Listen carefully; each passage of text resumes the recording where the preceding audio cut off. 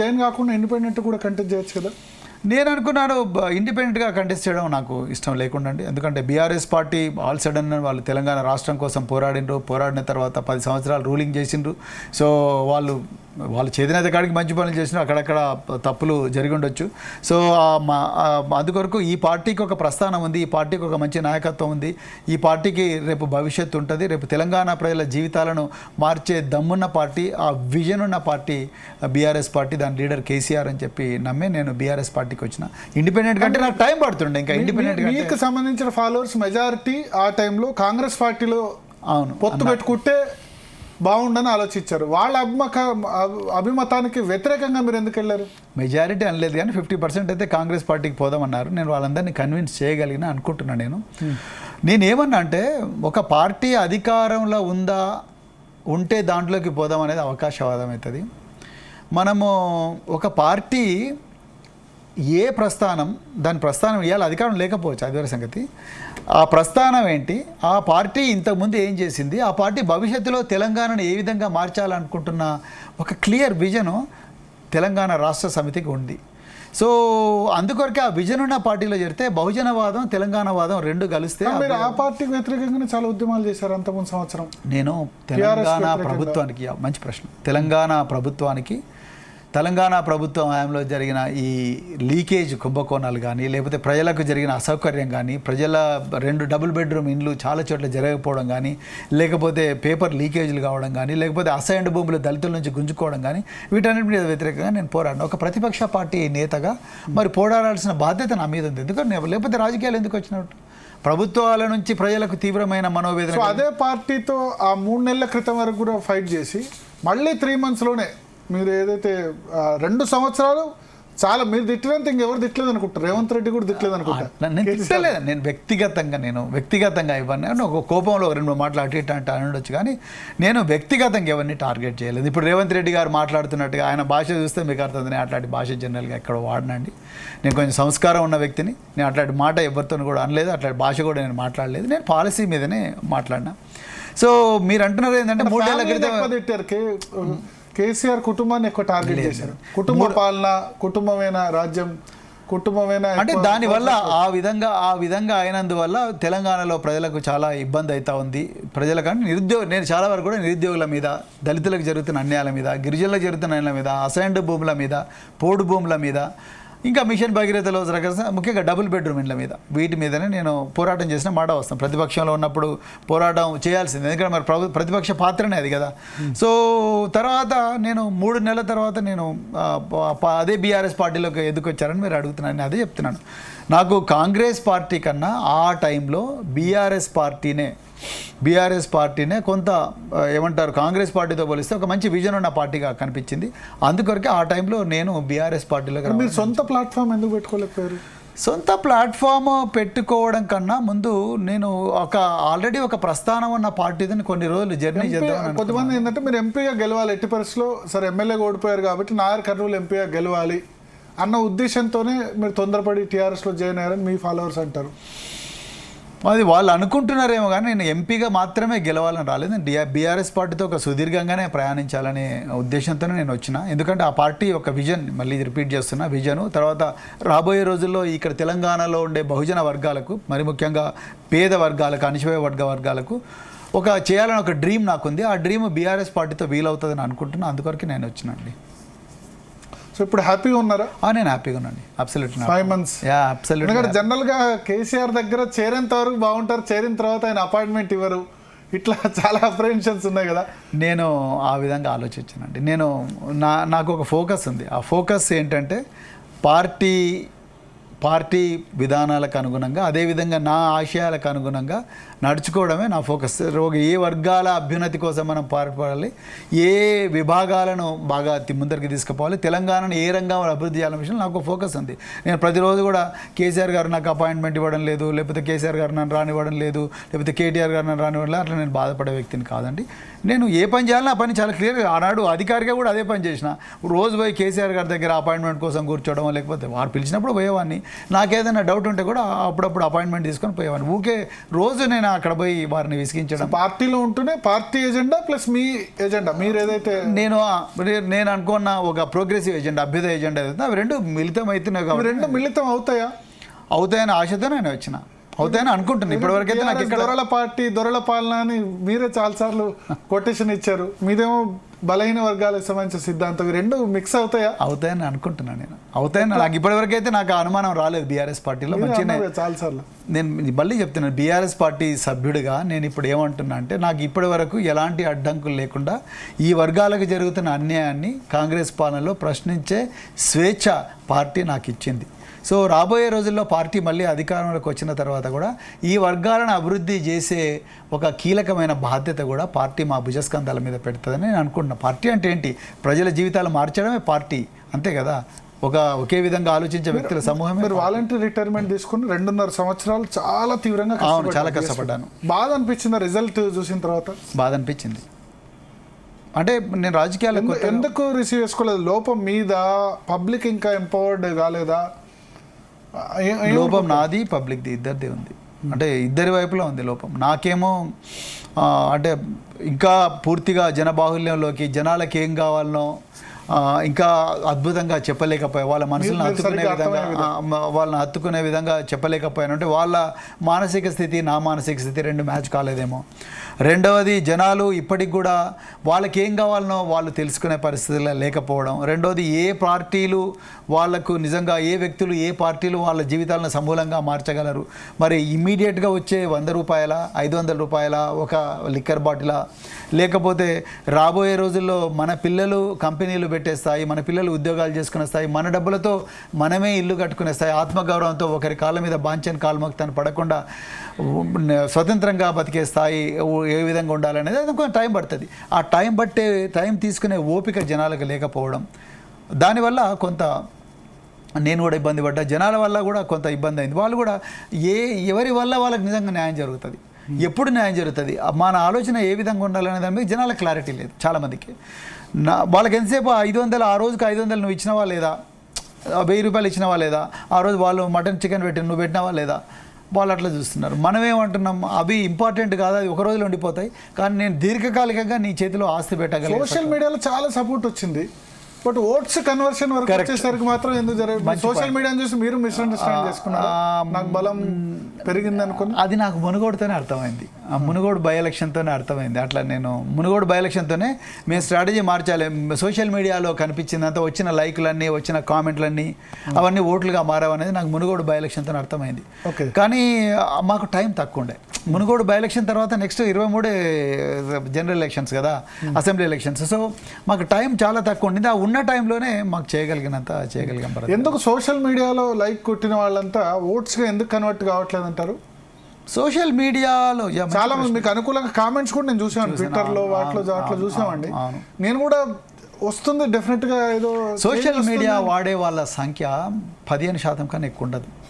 ఆ social media వాడిన వాళ్ళందరూ, మీకు కామెంట్ చేసిన వాళ్ళందరూ కూడా మీకు లాయల్గా ఓటర్ అయి ఉండాలంటే వాళ్ళకు మీకు ఫిజికల్గా ఒక అటాచ్మెంట్ ఉండాలి. ఫిజికల్గానో లేకపోతే సైకలాజికల్ ఒక అటాచ్మెంట్ ఉంటుంది.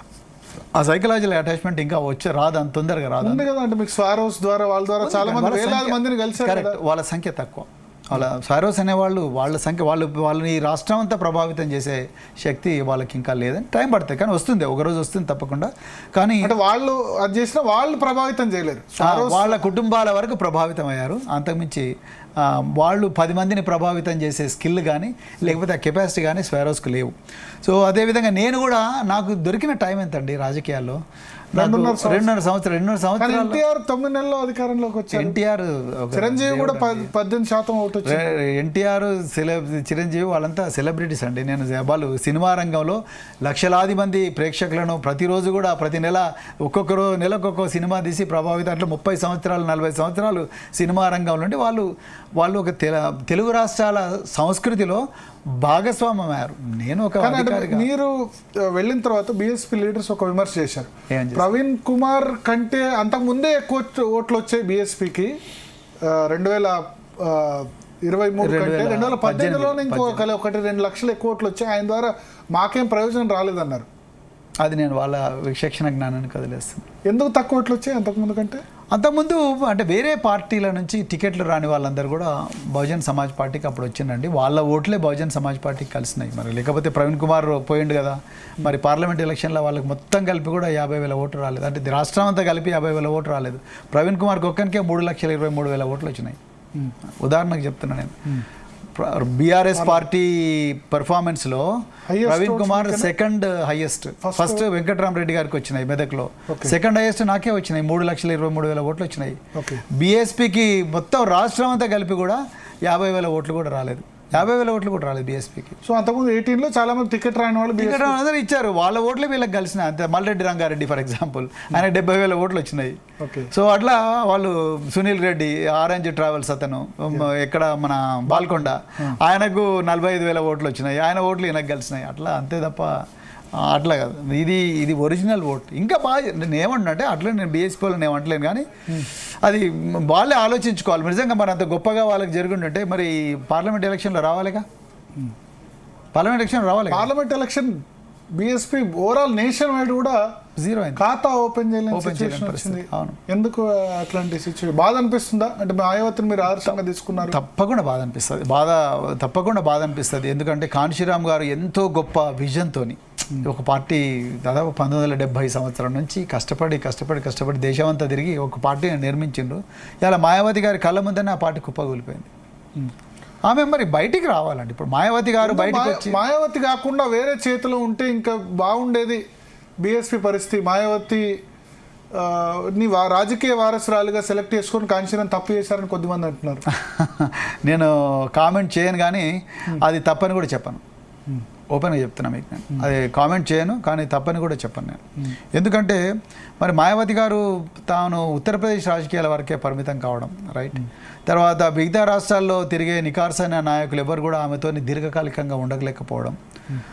తర్వాత మరి ఆమె ఇప్పుడు అధికారం పోయిన తర్వాత ఉత్తరప్రదేశ్లో బలోపేతం కాలేకపోయారు. దేశవ్యాప్తంగా కూడా బీఎస్పీ ఎక్కడ కూడా బలోపేతం కాకుండా దినదినంగా వాళ్ళ ఓటింగ్ పర్సంటేజ్ ఒకప్పుడు 33% ఉండే ఓటింగ్ ఇలా 9%కి వచ్చిందంటే ఏదైనా తగ్గొచ్చు, కానీ సీట్లు తగ్గినా పర్వాలేదు. కానీ రాజకీయాల్లో మీరు చాలా రాజకీయాలు 30 సంవత్సరాలు 20 సంవత్సరాలు చూసుంటారు కాబట్టి ఓటింగ్ పర్సంటేజ్ తగ్గొద్దు. అవునా కదా?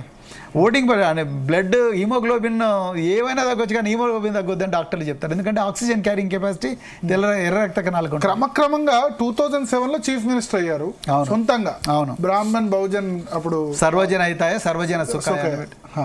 సో బ్రాహ్మిన్స్ ఓటేశారు, బహుజన్స్ పెద్ద ఎత్తున ఓటేశారు. That is peak. కరెక్ట్. 2007లో మళ్ళీ 2009లో కూడా 21 పార్లమెంట్ సీట్లు వచ్చాయి. అవును.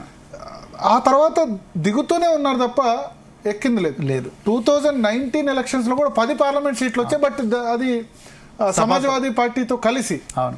సో అక్కడ మిస్టేక్ చేశారు. సమాజ్వాదీ పార్టీతో కంటిన్యూ చేస్తే బాగుండేదా? కంటిన్యూ చేస్తే బాగుండేదేమో. యాక్చువల్గా వారు ఈ 2023లో కూడా ఏదో ఒక కూటమిలో ఉంటుంటే బాగుండేదేమో. అది పార్టీ అంతర్గత విషయం, కానీ ఏదో ఇండియా కూటమిలోనే ఏదో ఎన్డీఏ కూటమిలో బీఎస్పీ పోదు ఎప్పుడు కూడా. ఎందుకు పోదంటే అది బహుజనవాదము. తర్వాత ఇదివరకు మాయావతి బీజేపీ మద్దతుతోనే ముఖ్యమంత్రి అయినారు. మద్దతుతో ముఖ్యమంత్రి కావడం వేరు, తర్వాత ఎలక్షన్ల ముందు కూటమిలో కావడం వేరు. సో నేను అనుకుంటాను బీఎస్పీ ఎప్పుడైతే బీజేపీతో చెట్టపట్టాలు వేసుకున్నదో బీఎస్పీ అస్తిత్వం పూర్తిగా కోల్పోతుంది. మాయావతి గారు ఆ పని చేస్తారని నేను అనుకోను, కానీ అంటే ఇప్పుడు చెట్టపట్టాలు వేసుకున్నారని అంటున్నారు. అంటే ఆ అనుమానాలు వచ్చే విధంగా వాళ్ళ పార్టీ ఎగ్జాక్ట్లీ ఆ అనుమానాలు వచ్చే విధంగానే. లేకపోతే కవిత గారి అరెస్టుకు బీఎస్పీ బీఆర్ఎస్ కూటమికి సంబంధమే లేదు నన్ను అడిగితే. కవిత గారి అరెస్టుకు ఒక పార్టీలో ఒక ఫంక్షనరీ అరెస్ట్ అయ్యారు, ఒక పార్టీ 2 పార్టీలు కలిపి కూటమిలో పోతున్నారు, దానికి దీనికి సంబంధమే లేదు. సో ఆ అనుమానాలకు బలం వచ్చే విధంగా సార్ అక్కడ ఏం కన్ఫ్యూజన్ జరుగుతుంది అంటే బీఎస్పీని నమ్ముకున్న వాళ్ళు చాలామంది బీఎస్పీ ఒక ఆశాకిరణాలు కనిపించింది 2000 సంవత్సరాలు. అప్పుడులో కూడా కరీంనగర్లో వాల్ రైటింగ్స్ ఉండే. అవును. 90sలో కూడా ఎందరికో ఇచ్చారు అధికారం, ఒక్కసారి ఇవ్వండి మాకు, ఓట్లు మావి సీట్లు. అటువంటి పార్టీ ఇవాళ ఈ విధంగా బహుజనుల ఆశాకిరణమైన పార్టీ ఇవాళ ఈ విధంగా డౌన్ ట్రెండ్ నడిపిస్తుంటే చాలా మంది బాధపడుతున్న వాళ్ళు కూడా ఉన్నారు. మీరు ఆ పార్టీలో ఉండొచ్చారు కాబట్టి నేషన్ వైడ్ ఏం స్ట్రాటజీ చేయాలి? బీఎస్పీ రాష్ట్రాలకు స్వతంత్రం ఇవ్వాలండి. రాష్ట్రాల అధ్యక్షులకు స్వతంత్రం ఇవ్వాలి. వాళ్ళ స్థానిక పరిస్థితులకు అనుగుణంగా. మీకు ఇచ్చారు కదా ఫుల్ ఫ్రీడమ్, ఇస్తే నేను ఇవాళ మన పార్టీ ఎందుకు వదులుతానండి? అంటే అసెంబ్లీ ఎలక్షన్స్ వరకు ఇవ్వలేదా? ఆ టైంలో కూడా. పార్టీలో ఫ్రీడమ్ అంటే నువ్వు ఎక్కడ ఏ జిల్లా ప్రెసిడెంట్ ఎట్లా పెడతావు, ఏ అసెంబ్లీ ప్రెసిడెంట్, అది కాదు. ఒక పాలసీ మ్యాటర్, ఎవరితో ఎట్లా ఎలక్షన్ ఫైట్ చేయాలి. నేను బీఆర్ఎస్తో కూటమి పోవాలనుకున్నాను, yes you are free to negotiate అని చెప్పి ఒక ఇది ఇవ్వాలి. అంతే తప్ప నేను కూటమి పెట్టుకోమంటే పెట్టుకో, బయటికి రమ్మంటే బయటికి రా అనే ఆధిపత్య డిక్టేటర్ నిరంకుశ భావన ఉండకూడదు. అట్లా ఉన్నంత కాలం పార్టీ ముందే. మాయావతి మొదటి నుంచి ఆ డిక్టేటర్షిప్ తోనే కదా ఆమె పబ్లిక్ కూడా చాలా మంది లైక్ చేసింది. మొదటి నుంచి కూడా డిక్టేటర్షిప్ ఎక్కువ రోజులు పనిచేయదండి. పనిచేస్తే మరి ఎందుకు ఇవాళ ఆ పబ్లిక్ ఎందుకు ఓటు వేయలేదంటారు మీరు చెప్పండి. ఎందుకు ఓటింగ్ పర్సెంట్ తగ్గి కన్ఫ్యూజన్ ఎందుకు ఉంది? మొదట్లో ఆకాష్ ఆనంద్ రాజకీయ వారసుడు అన్నారు, మళ్ళీ కాలేదన్నారు. మరి ఆమెనే అడగాలి, మాయావతి గారిని అడగాలి. అందరికీ ప్రతి క్యాడర్ కన్ఫ్యూజన్ ఉంది, మళ్ళీ ఇప్పుడు ఆమెనే అయ్యారు. సో అంటే ఇది దీర్ఘకాలికంగా పార్టీని దినదినం తగ్గిస్తూనే ఉంది తప్ప దాన్ని పెరగడం లేదు. ఎనీవే ఇప్పుడు ఆ పార్టీలో నేను లేను కాబట్టి దాని గురించి నేను కామెంట్ చేయలేను. కానీ మీరు అన్నట్టుగా నేను ముందర 2023 అసెంబ్లీ ఎలక్షన్ల తర్వాత ఇంత కష్టపడ్డా కూడా ఎందుకు మనకు ఓటు రాలేదన్న దాంట్లో కొంత మాకు కూడా అంతర్గతంగా కొన్ని బలహీనతలు ఉండే, వాటి గురించి జాతీయ సంబంధించి కూడా కొంత ఎఫెక్ట్ చూపించింది కదా. ఇప్పుడు జాతీయ పార్టీ మీరు రాష్ట్రాల్లో రకరకాల కూటములు పెట్టుకోండి అంటే అప్పుడు ఆలోచించిన వాళ్ళు ఏ పార్టీతో కూటమి పెట్టుకోవాలి ఏంటనేది. కానీ అప్పుడు ఆ స్వతంత్రం ఇవ్వాలి. అంటే ఇంకోటి ఏంటంటే రాష్ట్రాల అధ్యక్షులను, రాష్ట్రాల్లో ఉండే సీనియర్ నాయకులను ఎవ్వరిని కూడా సంప్రదించకుండా లక్నోలో కూర్చొని ఒక విధానపరమైన నిర్ణయం తీసుకొని వాటిని దేశమంతా రుద్దడం అనేది అది కరెక్ట్ కాదు. ఓకే, అది కరెక్ట్ కాదు. దానివల్ల పార్టీకి సో అక్కడ ఎగ్జాంపుల్, ఇక్కడ ఎగ్జాంపుల్, మీ ఎగ్జాంపుల్ చూసిన తర్వాత నెక్స్ట్ ఆస్పైరింగ్ ఎవరైనా రావాలంటే నిరుత్సాహం కలగదా? బహుజనులకు రాజ్యాధికారం కాన్సెప్ట్తో సొంతంగా పార్టీ పెడదాం అనుకునే వాళ్ళకి పబ్లిక్ డిసప్పాయింట్ చేసినట్టు అనుకోవచ్చా?